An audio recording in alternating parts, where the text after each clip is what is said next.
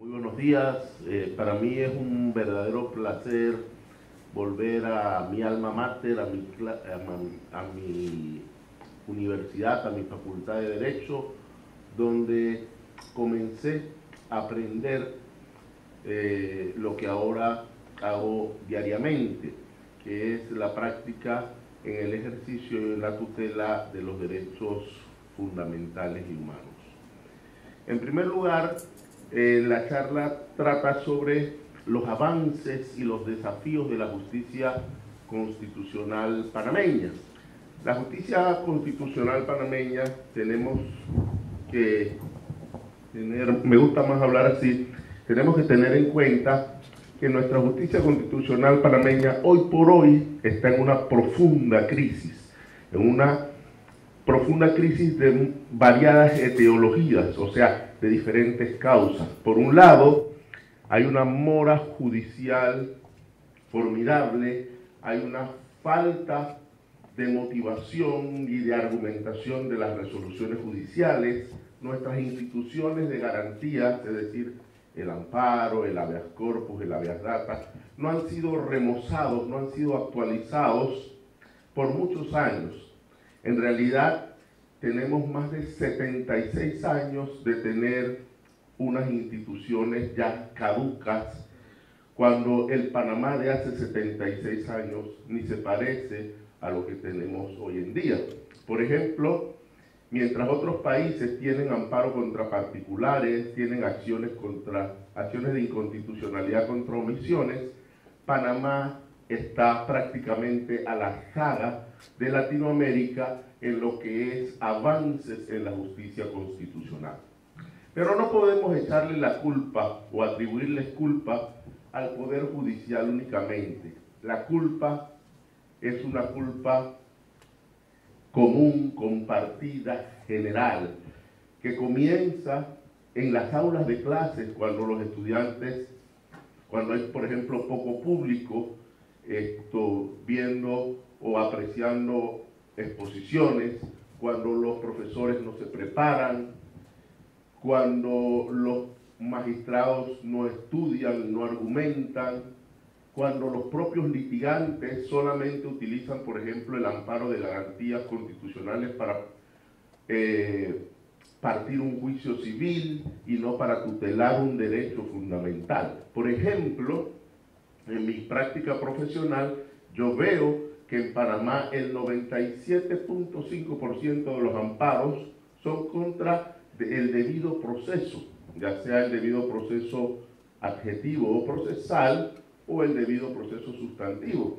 Yo no veo amparos contra libertad de expresión, libertad de tránsito, derecho de asociación, derecho de petición, todos esos derechos fundamentales que nuestra Constitución protege y garantiza.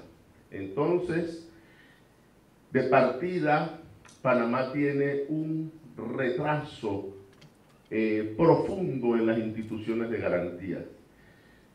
Y este es quizás un comienzo un poco desalentador, un poco, si se quiere, macabro, pero es importante que ustedes sepan que la justicia constitucional es contingente. ¿Qué significa la palabra contingente? Que puede darse o no darse, es decir, las instituciones y los derechos fundamentales están en la parte dogmática de la Constitución para ser acatados voluntariamente, tanto por el Estado, porque el Estado no es el único sujeto que viola derechos fundamentales, sino también por los particulares que hoy en día tienen mayor potencia incluso que el Estado para vulnerar derechos fundamentales. Yo no quiero hacer esta charla muy doctrinal, muy elevada. Me gustaría hacerla un poco más dinámica, que me pregunten, porque como hay pocas personas, creo que no es académicamente correcto hacer una clase doctrinal, así que yo voy a tratar de interactuar con ustedes como lo hago en mis clases. Si tienen que interrumpirme, si quieren hacer alguna pregunta, cualquiera que sea, aquí estoy para responderles. La justicia constitucional panameña surge obviamente con la primera constitución republicana, que es la de 1904. Y en ese interín, Panamá se independiza el 3 de noviembre de 1903, como ustedes saben, y ya el 13 de febrero de 1904 teníamos nuestra primera constitución, que solamente estableció el habeas corpus, que no lo llamó habeas corpus, y la acción que tenía el presidente para objetar proyectos de leyes de la Asamblea o proyectos de leyes parlamentarios. Ese era nuestro sistema, basado un poco en la Constitución colombiana de 1886. Pero voy a ir un poco rápido en la historia para que ustedes entiendan a dónde estamos y hacia dónde vamos, que yo creo que eso es lo fundamental. Con la dictación de los grandes códigos en la primera década y la década media del siglo pasado, en 1916 y 17, se dictan los grandes códigos panameños. Se dictó el Código Civil en 1916 y se dictó el Código Judicial, entre otros. El Código Civil, en los artículos 12 y 35, estableció un sistema difuso de control de constitucionalidad. Ahora explicaré qué es eso. Y el Código Judicial, en su artículo 4, estableció también ese sistema difuso. El sistema difuso es un sistema de control constitucional basado en el derecho angloamericano, en el derecho de los Estados Unidos. Es un sistema difuso porque todos y cada uno de los jueces pueden ejercer la constitucionalidad desaplicando la norma en un caso concreto, siempre que exista un proceso civil, laboral, de familia o de cualquier naturaleza. O sea que en Estados Unidos todos y cada uno de los jueces hacen control de constitucionalidad para el caso concreto. Y luego eso culmina por el sistema federal en la Corte Suprema de los Estados Unidos de América. Panamá tiene, a partir de 1941, otro sistema. Tiene un sistema de control concentrado de constitucionalidad que nace con la Constitución de 1941, gracias al genio de José Dolores Moscote, Ricardo J. Alfaro, así se llama este auditorio, y otro constitucionalista, Morales y Chiari. Ellos fueron los creadores de lo que hoy tenemos y que a mi juicio es algo que debemos remozar, actualizar, ayornar, porque se encuentra totalmente desfasado. Yo pongo un ejemplo muy común. Ustedes ahora mismo tienen entre 20 y 30 años, algunas personas son mayores. Cuando ustedes tengan 70 años, van a necesitar una pastillita para dormir, una para levantarse, una para la presión, una para el azúcar, una para el mareo. ¿Qué significa? Pero van a seguir viviendo. ¿Qué significa eso?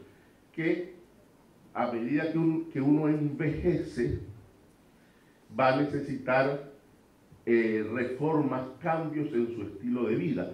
Nuestra jurisdicción constitucional nace en el 41, se reforma con la ley 46 del 56 y en 1987 el Código Judicial hace otra reforma. Pero todas esas reformas, señores, fueron reformas cosméticas, no entraron a la médula, no entraron al hueso. Lo que ha habido en la historia constitucional, son varios intentos, uno en la época de Pérez Valladares y otro en la época de Martinelli, con la instauración de una famosa sala quinta, que cuando la gente oye el nombre, simplemente es un nombre que ha sido demonizado. ¿Por qué? Porque una jurisdicción constitucional o una ley de jurisdicción constitucional o un código procesal constitucional no se hace en un cuarto oscuro con 3 personas elaborando una ley. Por ejemplo, les cito la ley de jurisdicción constitucional de Costa Rica, se hizo en 1980 y se contrataron especialistas argentinos, alemanes y los mejores juristas costarricenses estuvieron acá. Las leyes que modificaron la Sala Quinta y toda esa historia que es de reciente data, lo que han hecho es meter a 3 personas en un cuarto oscuro para designar 3 magistrados, pero en esencia no se ha visto las cosas con sentido de patria, con sentido de... La ley de jurisdicción constitucional quizás es una de las leyes más importantes, si no la más importante, porque te dice cómo hacer valer tus derechos humanos, tus derechos fundamentales, tus derechos sociales, aquellos derechos sociales que no son de orden negativo, sino de naturaleza prestacional, donde el Estado tiene que tener un presupuesto para garantizar que determinados individuos tengan medicamentos en la caja de seguro social, que no haya escasez, y cuando cuando falta ese medicamento, exista un recurso, un mecanismo procesal para poder acceder a ello, como pasa, por ejemplo, en la Argentina y en otros países, en Costa Rica y en Colombia, que están a nuestro lado y tienen una justicia mucho más avanzada, mucho más ágil, mucho más accesible. Entonces, duele decirlo, somos panameños, lo digo con la mejor buena voluntad. En Panamá debemos enseriarnos y debemos buscar los caminos para que nuestra justicia constitucional se actualice y se ponga a tono con la de la mayoría de los países latinoamericanos. Me duele decirlo, pero creo que Haití está quizás un poco peor que nosotros en justicia constitucional. República Dominicana está volando en justicia constitucional, tiene un tribunal constitucional. Costa Rica, Perú es formidable en justicia constitucional, la Argentina, Chile. Por eso es que cuando usted pasa por la cinta costera y puede ver edificios tan altos, uno se hace la reflexión: ¿queremos esto? Ahí vivimos todos los panameños, o queremos esto, pero también queremos una verdadera justicia constitucional, un verdadero acceso a la justicia, no solamente del panameño común. Lo que pasa es que también nuestra justicia constitucional suele ser muy selectiva. Hay muchas personas que les resuelven los amparos y a otros, en los mismos casos y en las mismas condiciones, no se los resuelven. Entonces, ahí vemos lo que se llama la justicia constitucional pendular u oscilante. Un día la justicia hace así, y al señor de saco y corbata le resuelven su amparo favorable. Y la justicia hace así, y a ese señor de atrás se lo niegan.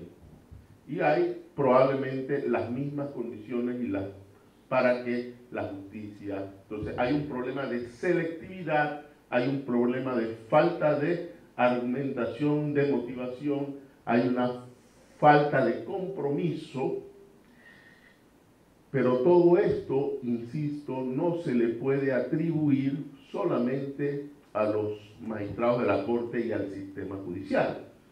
En realidad, la culpa es una culpa colectiva, es una culpa que comienza con una pésima educación, no en la Facultad de Derecho, sino desde abajo. No hay conciencia en los jóvenes y en los niños de lo que son sus derechos fundamentales, y peor aún, no tienen conciencia de lo que son sus deberes. Entonces, estamos, por decirlo así, en una verdadera crisis, una crisis de espanto. Estamos como decía Dante en el capítulo 4, cuando se iba a entrar al infierno, hay un letrero que dice: oh, quien entré aquí perder toda esperanza. Así estamos en la justicia constitucional. Y eso es algo que debemos reforzar. Bueno, pero todo no es llanto, todo no es melancolía, todo no es tristeza. Yo traje un PowerPoint que creo que ya me lo van a colocar, ¿verdad? Donde vamos a ver el gran esfuerzo que se está haciendo para tener un valioso código procesal constitucional. Yo no sé si este código procesal constitucional va a fructificar, pero es tarea mía como docente, es tarea mía como... Yo soy parte de la comisión que nombró el Ejecutivo para hacer ese código procesal constitucional, que es un código moderno, es un código actualizado y que hoy se los voy a presentar. Pero antes de presentárselos quería pues hacer pues una reflexión un poco dantesca, kafkiana, de lo que es la justicia constitucional panameña, y quería también ser muy sincero para que no pensaran que el problema, sí, los magistrados son culpables, pero la culpa también la tienen ustedes, la tienen los profesores, la tiene la sociedad panameña. Mientras no nos arranquemos esa idea de la cabeza y solamente pensemos que el Poder Judicial es el culpable, vamos a tener lo que siempre tenemos: excesiva litigiosidad, normas jurídicas que tienen más de 76 años, prácticamente unas normas gerontes. Las normas jurídicas no son como los vinos, que mientras más envejecen en los barriles de roble francés se vuelven más exquisitas. Las normas jurídicas hay que actualizarlas. ¿Y cómo voy pasando acá? Bueno, voy a tratar de... ¿y esta computadora la podríamos poner allá, más cerquita? ¿O no? Bueno.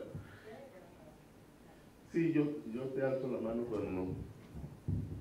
Bueno, les voy a presentar, vamos a la primera, les voy a presentar las innovaciones del anteproyecto de nuestro Código Procesal Constitucional. El gobierno panameño el año pasado, pasa la siguiente proyección, estableció una comisión codificadora a través del dictado de dos decretos ejecutivos: el decreto ejecutivo 378 de 24 de agosto del 16 y el decreto ejecutivo 82 de 21 de febrero del 2017. Nos dieron en total un año para ayornar o actualizar la justicia constitucional, que, como les dije, tiene hoy por hoy 76 años de retraso. Pasemos a la siguiente cita. Como ven, es un código moderno que está a tono, está actualizado con las últimas tendencias del derecho procesal constitucional y de la protección efectiva de los derechos humanos.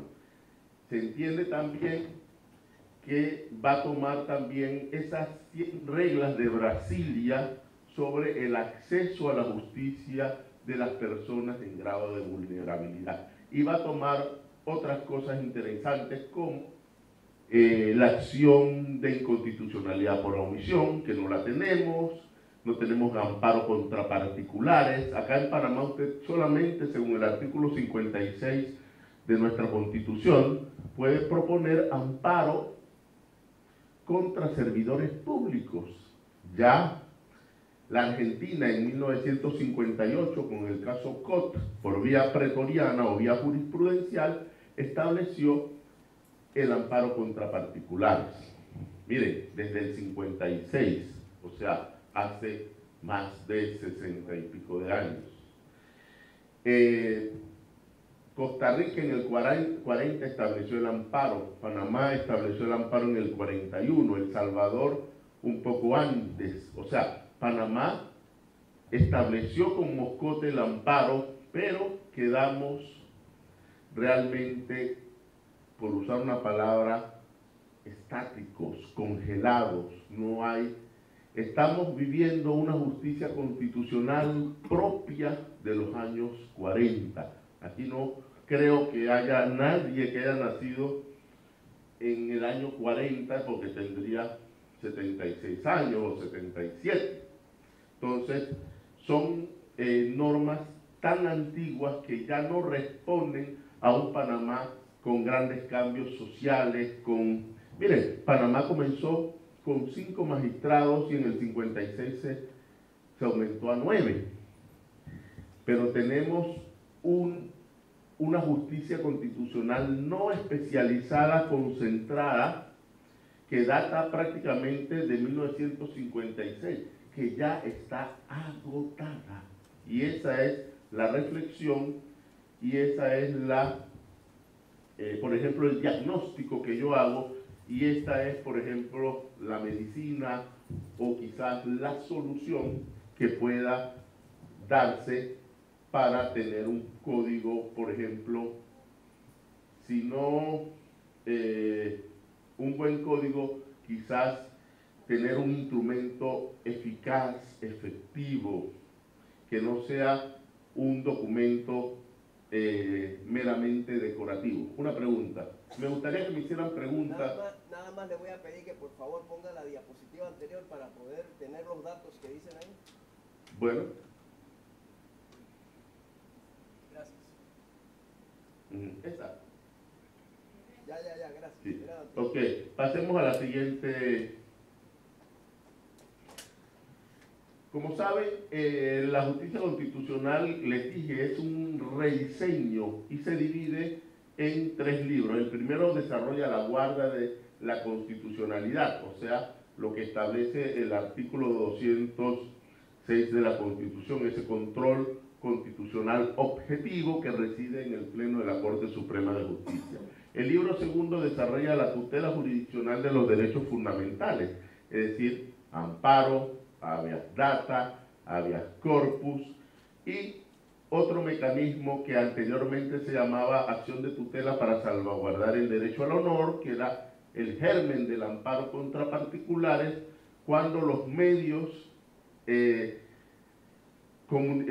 publicaban una noticia que afectaba tu honra, tu honorabilidad, y tú no tenías ese derecho a réplica. Actualmente esa norma se saca de la Ley 22 del 2005 y se incorpora en nuestro Código Judicial. Pasemos a la siguiente ficha. La guarda de la integridad de la Constitución. Pasemos, se establece de manera imperativa el acatamiento de los principios de la teoría general del proceso. Aquí hay varios principios importantes que os puedo explicar. La interpretación pro hominis y pro libertatis, la norma más favorable, la oficialidad, la informalidad, la celeridad, la gratuidad, la inmediación, el interés social, la lealtad y la buena fe. Eso parece poesía, pero no es. Es una serie de axiomas, principios y valores que debe usar el intérprete constitucional. Y me gustaría que el PowerPoint no es para mí, es para ustedes. Y me gustaría que se animaran a preguntar sin miedo, sin temor, porque he hecho este esfuerzo de venir acá no solamente para colaborar con mi gran amiga y codificadora también, Rosaria Correa, a quien nos une una gran amistad, sino para darle a mi alma mater un poco de lo poco o lo mucho que uno ha aprendido a lo largo de los años, a lo largo de la experiencia. A ver, ¿alguna pregunta, por favor? Bueno, si no hay preguntas, preguntaré yo para un poco motivarlos. A ver usted, la chica de rosado, dígame, ya lo dije, así que solamente es un poco, ¿por qué piensa usted que la justicia panameña hoy por hoy está sumida en una profunda crisis? ¿Cuál es su opinión? Falta de eficacia. Falta de eficacia. A ver usted, señor, otro adjetivo. Usted lo dijo, es contingente. O sea, no hay certeza de que vaya a haber justicia. A ver, señorita, otro adjetivo, ¿por qué usted cree que la justicia constitucional hoy por hoy en Panamá no es efectiva? Conmigo, de verdad. ¿Cómo? Usted mencionó una palabra muy interesante, difusado, porque está bastante antiguo. No, pero cuando yo no utilicé la palabra difusado, lo que hablé es que en el origen tuvimos un sistema difuso de justicia constitucional siguiendo el clásico fallo Marbury versus Madison de 1803. Ese es un sistema, hay dos sistemas de justicia constitucional judicial. El sistema difuso, que conocen todos y cada uno de los jueces, un sistema incidental, en donde todos y cada uno de los jueces, el juez civil, el juez penal, el juez de familia, el juez laboral, el juez de trabajo, pueden, en un caso concreto, en un proceso, desaplicar una norma inconstitucional, pero eso generalmente, con el caso Cohen de los Estados Unidos de América, que es un leading case, llega a la Corte Suprema de Justicia. Entonces, el otro sistema es el sistema concentrado. Panamá, de 1916 al 37, tuvo un sistema difuso puro, que fue atenuado con una ley del 37 que estableció la casación constitucional, y en 1941 Moscote estableció el amparo, la justicia constitucional concentrada en el Pleno de la Corte Suprema de Justicia, y estableció un tribunal contencioso administrativo extrapoder, que luego con las reformas de 1956 se judicializó y se conoce actualmente como la Sala Tercera de lo contencioso administrativo, que también tiene una acción de derechos humanos y que de alguna manera puede ser utilizado para el tema de control de convencionalidad. Y ahora, con el tema de control de convencionalidad, entro en el nuevo Código Procesal Constitucional. El Código Procesal Constitucional también tiene ese procedimiento de control de convencionalidad que fue iniciado con el famoso caso Almonacid Arellano versus Chile, y que fue seguido también por el caso Norman Chang y el caso Perú y los trabajadores del Congreso. ¿Alguna pregunta hasta acá? A ver, si no preguntan, pregunto yo. A ver, señor, usted, ¿su nombre? Diomedes Castro. Diomedes. En la misma línea, yo pregunté por qué Panamá estaba sumida en una profunda crisis de la justicia constitucional. Te hago una pregunta relacionada con ello. ¿Qué crees tú que es la causa? ¿Es una sola causa?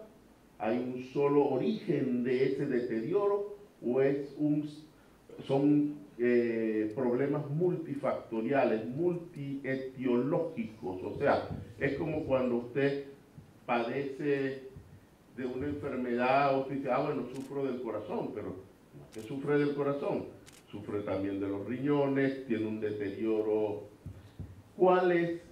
¿Qué considera usted que son las verdaderas causas? ¿Es una sola? ¿Son varias? ¿Cuáles son? Reflexione un poco sobre eso. Me parece que en este tema hay un desconocimiento general, es multicausal. Definitivamente el estado en que nos encontramos en el tema constitucional. Básicamente los panameños, la generalidad, desconocen el contenido constitucional.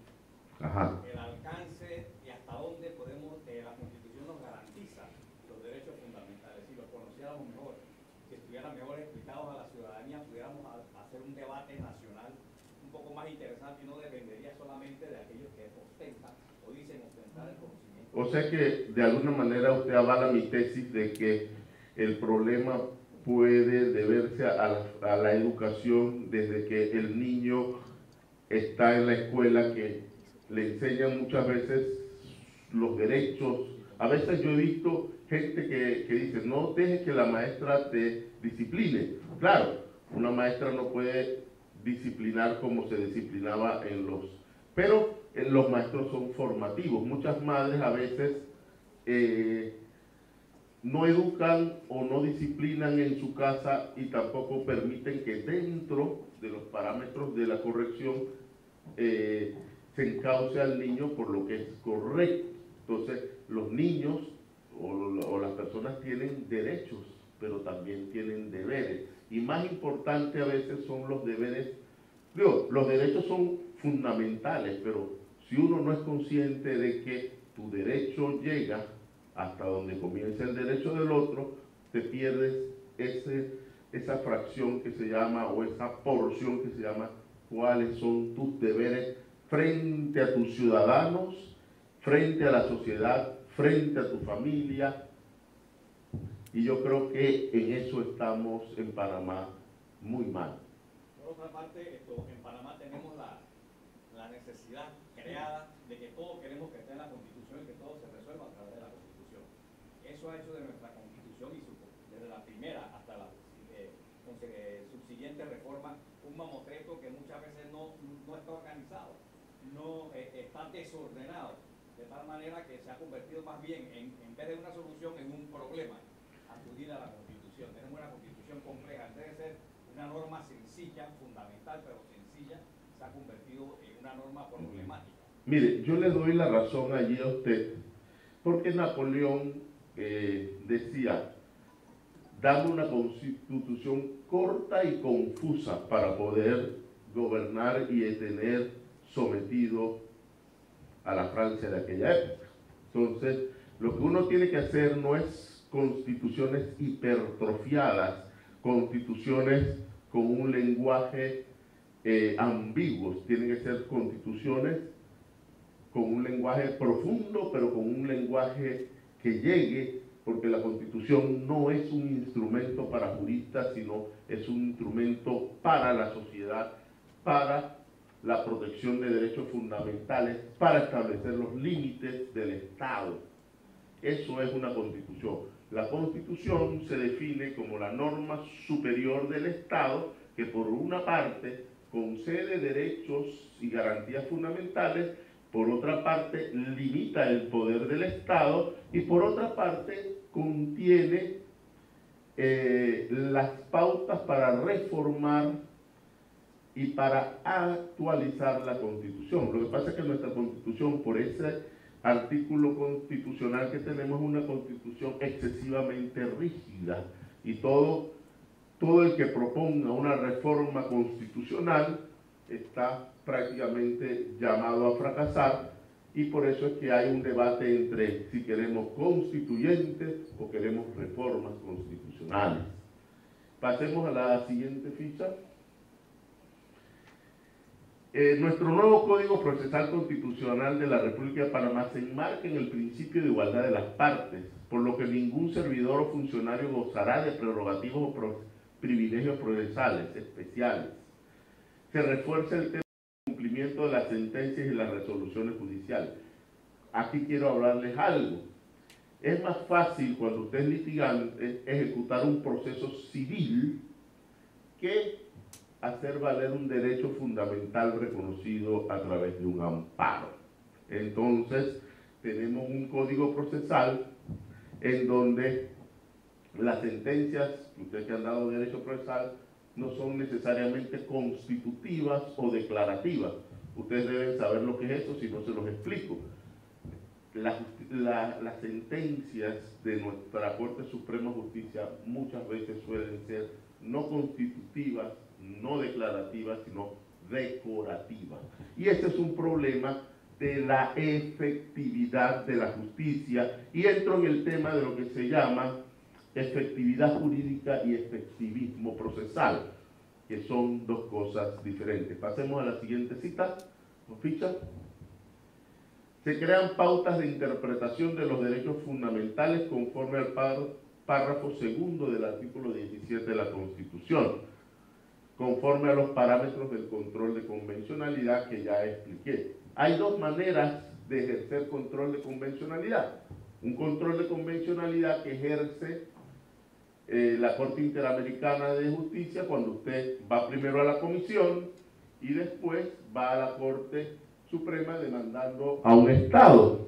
Y la otra es cuando los propios funcionarios del Estado panameño o del Estado chileno o del Estado peruano hacen control de constitucionalidad, de compatibilización, es decir, ellos compatibilizan nuestro derecho interno para que sea conforme a la Convención Americana de Derechos Humanos, de la cual Panamá es parte desde 1977. Esa es una convención que fue aprobada en San José de Costa Rica en 1969. ¿Alguna pregunta hasta aquí? ¿Cómo? La compatibilización, ¿por qué fue aprobada en San José de Costa Rica? Bueno, no he dicho que la compatibilización fue... Yo lo que he dicho es que la Convención Americana fue aprobada en 1969 en San José de Costa Rica. Fue aprobada allí porque allí se reunió la Organización de Estados Americanos. Fue un delegado de Panamá, fue un delegado de Argentina y se aprobó eso. Después, esa convención tuvo que someterse al proceso de incorporación en la legislación interna de cada país. Panamá lo hizo en 1977, luego del famoso veranillo democrático que se da con las reformas constitucionales de 1978. Acuérdense que vivimos del 69 al 89 en una dictadura, en donde el derecho constitucional nada tiene que hacer.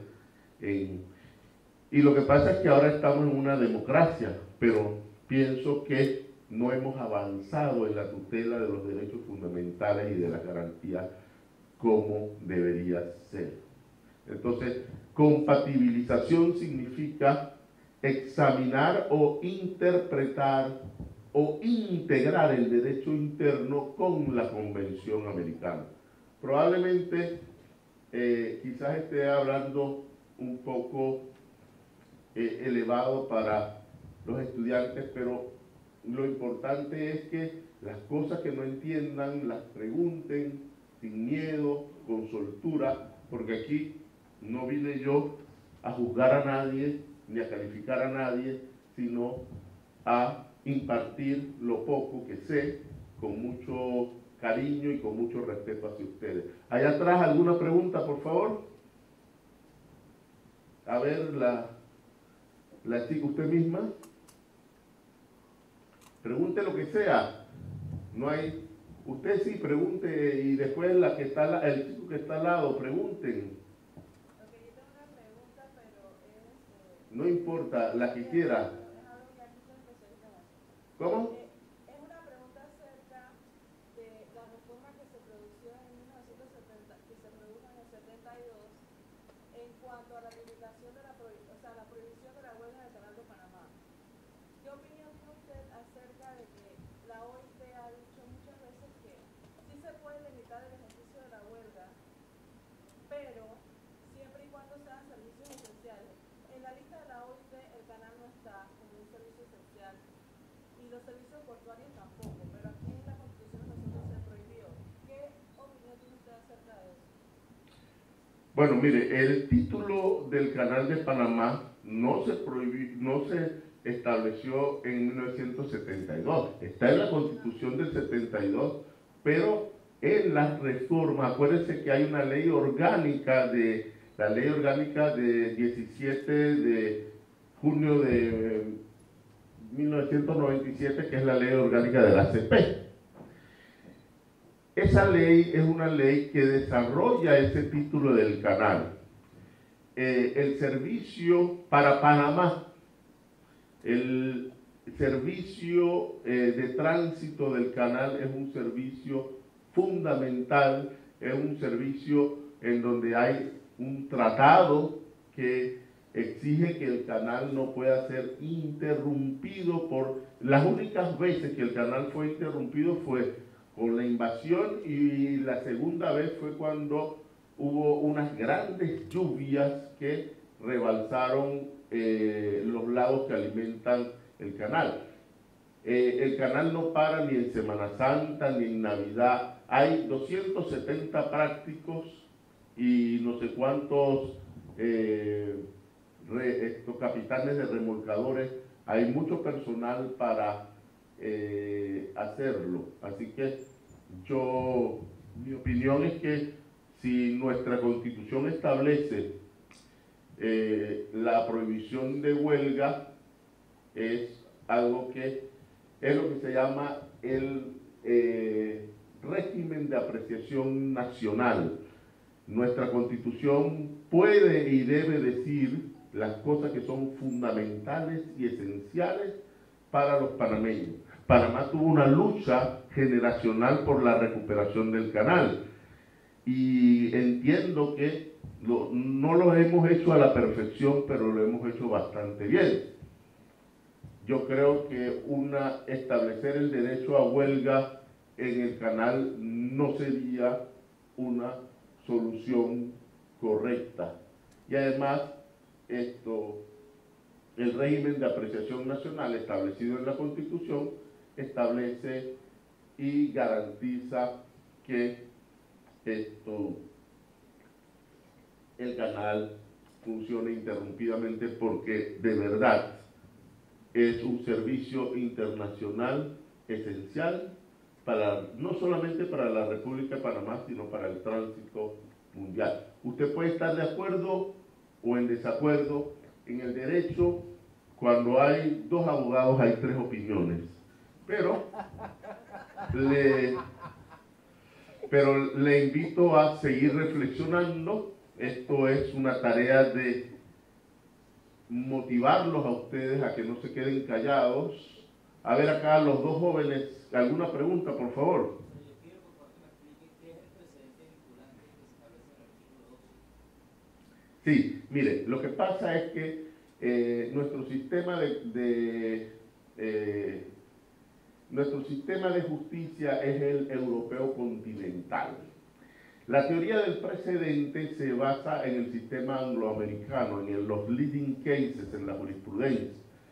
Precedente en nuestro derecho solamente hay, en materia de casación hay una especie de precedente, pero que es un pseudo precedente, porque dice 3 sentencias en un mismo sentido es doctrina probable. Eso no es precedente.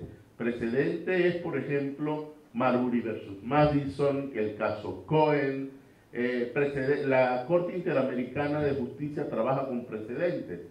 Caso Mirna Chan, caso Almonacita Arellano, caso Trabajadores del Congreso, caso Vélez Lor, caso Ricardo Baena, donde condenaron a Panamá.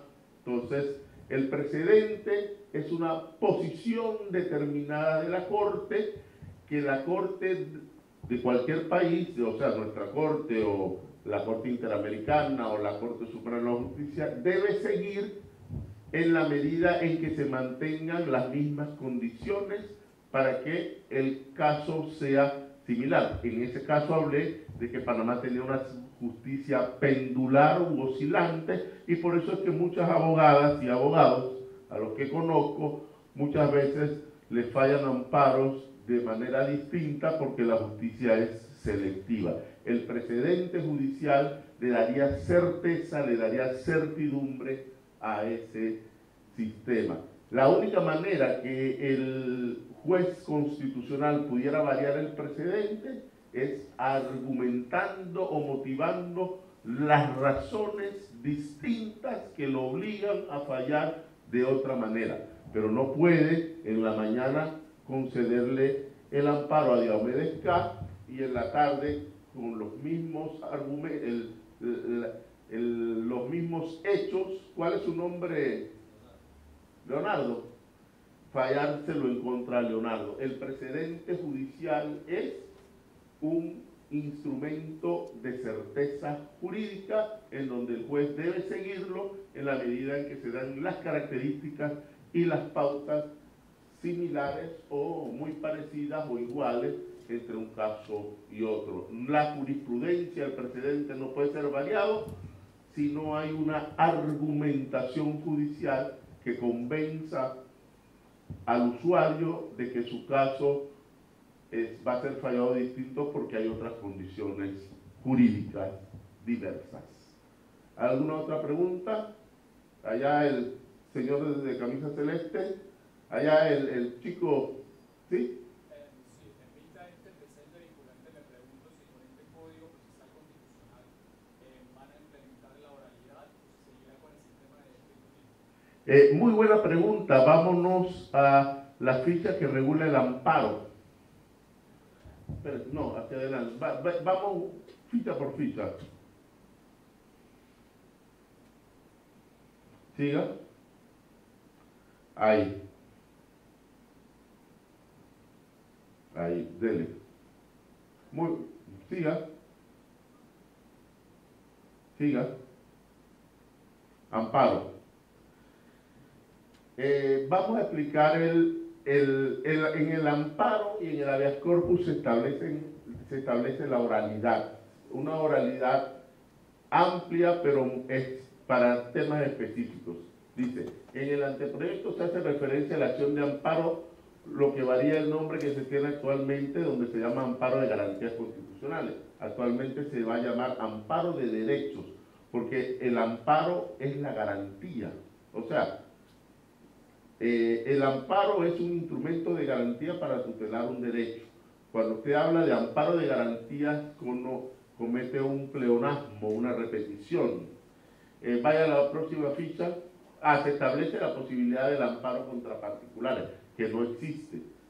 Se establece un término de prescripción del amparo de 6 meses, actualmente son 3 meses. El juez puede decretar pruebas de oficio en materia de amparo.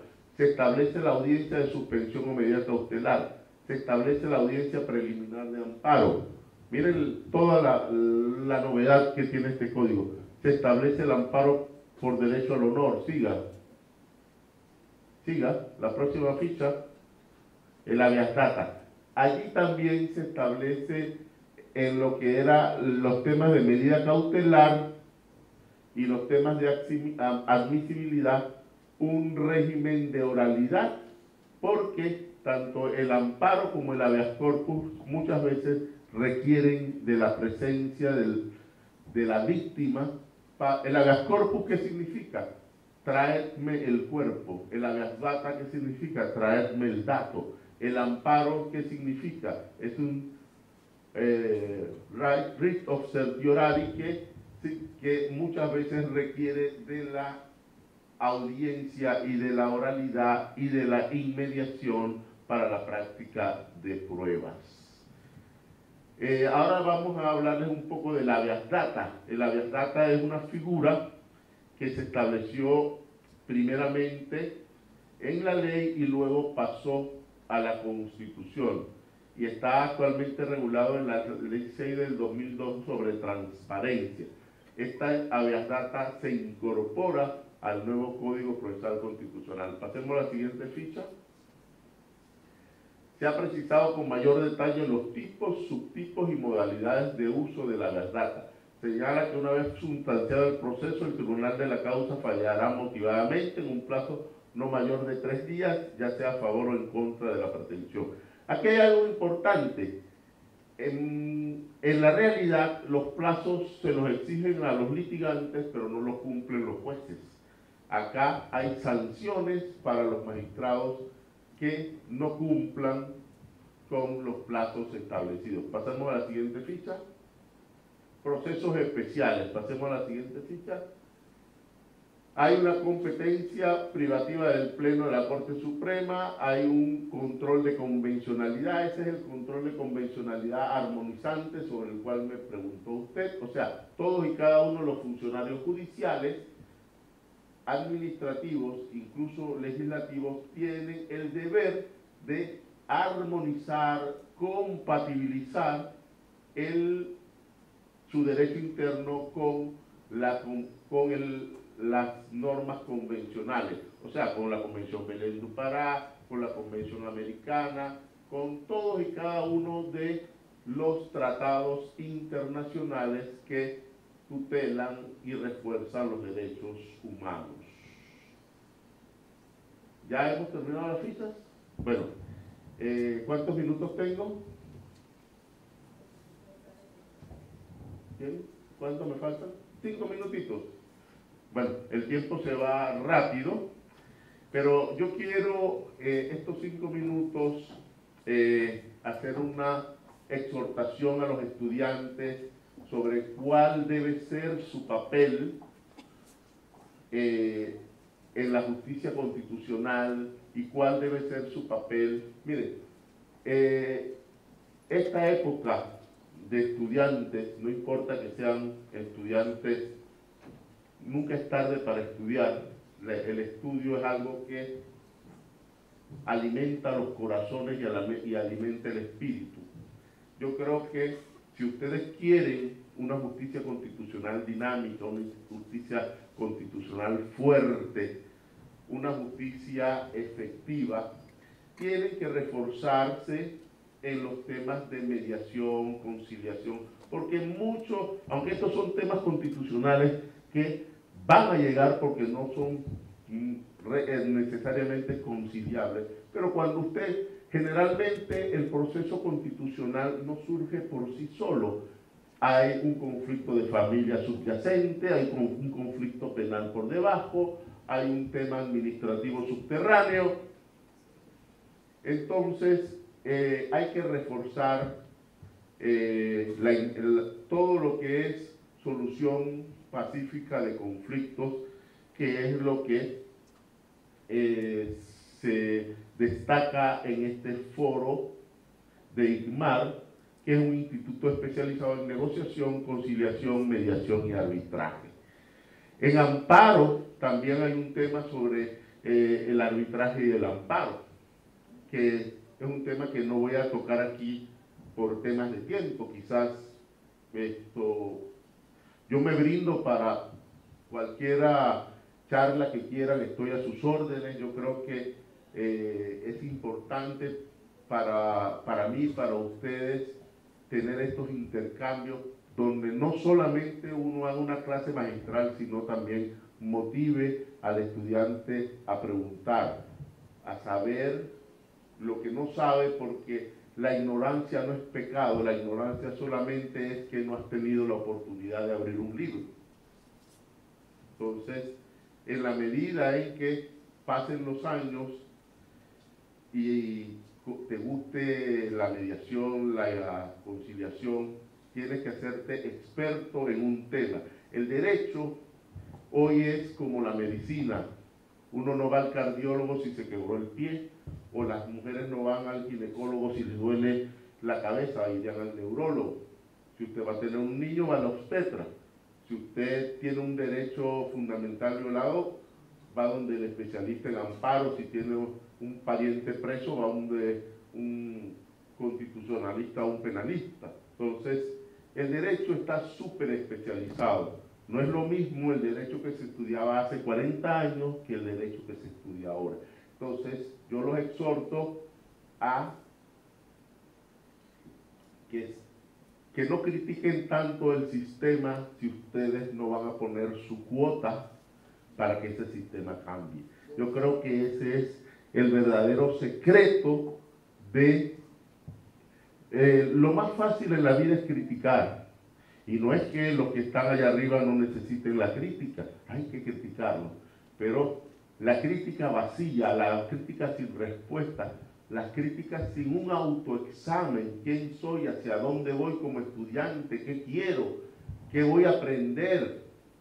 Miren, no me voy a salir porque Sebastián Rodríguez vino aquí, yo pudiera estar ahora en la corte litigando algo, pero lo hice por el cariño y el respeto que le tengo a Rosaria, y también porque esta fue mi alma mater. Así que de corazón se los digo, la justicia constitucional es una de las disciplinas más hermosas, más profundas, y les pido, les ruego, aunque la justicia se ruega, pero también se hace efectiva, les pido que pongan su grano de arena para que la justicia constitucional sea cada día más eficaz y más eficiente. Muchas gracias.